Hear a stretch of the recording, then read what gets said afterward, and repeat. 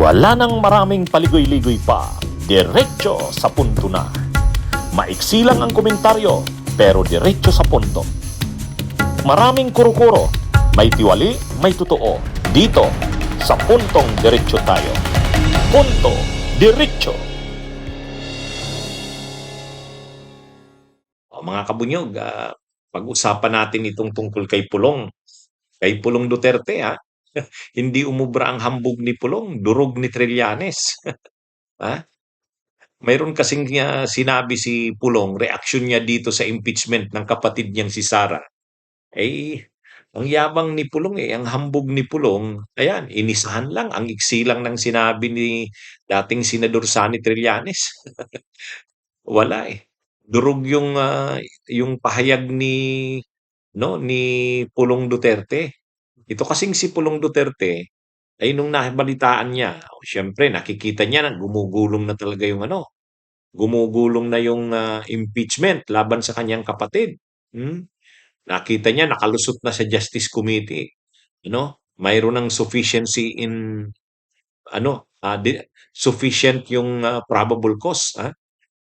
Pasado sa requirement ng probable cause. Nagbutuhan yung mga kongresista ng Justice Committee. Siyempre, nakikita na ni Pulong na delikado na talaga ang kapatid niyang si Sara. Ngayon, ang sabi ni Pulong, nagyabang. Sabi niya, hindi kami uuro, hindi kami matatakot. We will stand our ground, not for politics, but for the Filipino people who entrusted us with their voice. Wow. ha? Matindi, ano? Parang laban. Laban. Sabi niya, hindi daw sila uurong. Hindi kami matatakot. We will stand our ground. Hindi na daw para sa politika, kundi para sa sambayan ng Pilipino na nagtiwala daw sa kanila. Wow. Kala mo ang tapang, ano? Pero ito yung simpleng comment lang ni Trillanes eh. Sabi ni Trillanes, hindi ka uurong, congressman ka pero di mo kayang mag-attend ng impeachment hearing para ipaglaban ang kapatid mo? O yan, oo nga na. Oo nga naman. Tama naman si dating Senador Sani Trillanes ha? 'Di ba, mga kabunyog, mga kababayan? Ang yabang-yabang mo, hindi uurong ipaglalaban ang kapatid niya. Ah, Paano mo sasabing hindi uurong ni hindi nga siya uma-attend? Hindi nga talaga uma-attend si Pulong, laging absent. Mabuti pa nga si Paulo Marcoleta, yun.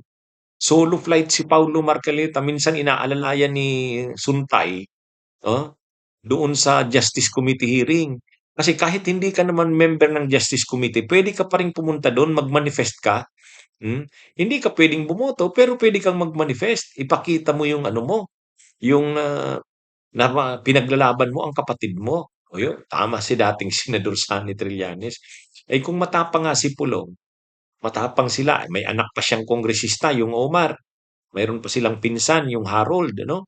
So, ibig sabihin, silang mga Duterte, tatlo sila dyan na dugo ng Duterte. Siya, si Pulong, yung anak niyang si Omar, yung Harold Duterte. O, ano yan? Bakit hindi sila umaattend sa mga hearing sa Kamara? Dapat sana pinaglalaban niya. At saka, kung talagang matapang siya, hindi daw susuko, hindi uurong. Sige, dapat doon sa sa plenary, ipakikipaglaban niya ang kanyang kapatid. Ang problema, hindi naman sila lumalaban eh. Ha? Nag-aano na lang sa kanila, pa-interview, pero pagdating sa kongreso, wala. Wala. Laging ang absent eh. Di kung talagang ipaglalaban niya ang kanyang kapatid, attend siya sa session. Pwede namang umattend siya doon sa Justice Committee kahit hindi member eh. Mag-manifest lang siya kung anong nararamdaman niya. Para sa kapatid niya, kung talagang ipaglalaban niya ang kapatid niya, kung talagang matapang siya. Ang problema nga, hindi eh. Kaya tama ang sabi ni dating Senador Sani Trillanes, hindi ka uurong na hindi mo nga pinaglalaban ang kapatid mo. Ah, Pwede niya namang ipaglaban ang kapatid niyang si Sara kasi congressman siya. Hmm. Um, Ano pa siya, congressman siya ng Davao. Taga Davao yung kapatid niya. Taga Davao sila. O di dapat dalhin niya yung busis ng Davao niyo.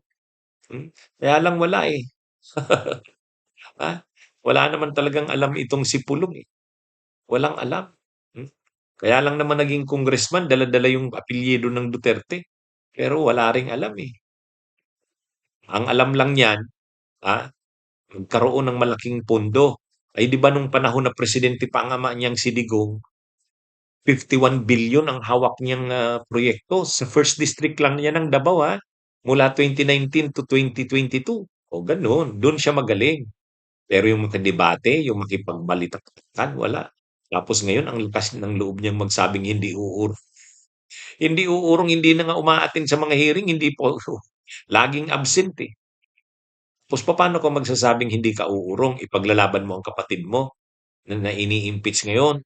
O di dapat makidiskusyon ka, makidebate ka, makibalik-taktakan ka, ha? Ah, mabuti pa si Paulo Marcoleta kahit nakakahiya na, sige lang, kahit binabasa yung sasabihin niya, oh.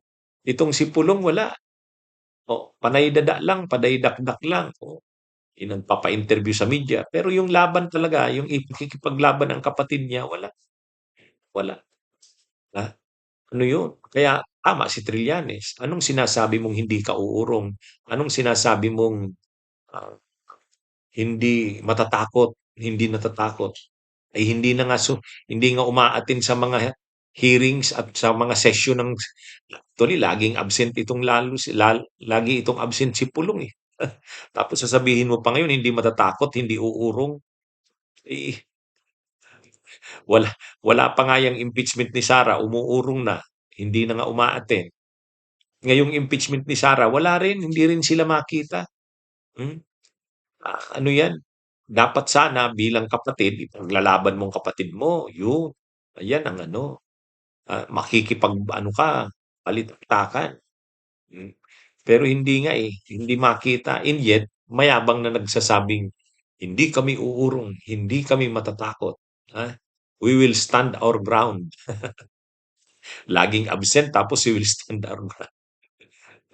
Yan ang totoo dito kay Pulong Duterte. Yan.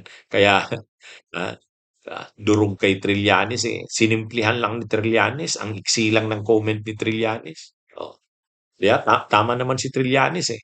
Oh. Okey, mga kabunyog, mga kabayan, magandang araw sa inyong lahat. Bunyog, bunyog, halikan na kasama ka. Bunyog, kapag buklod ay may pag-asa. Luzon, Visayas, Mindanao, isa ang pananaw.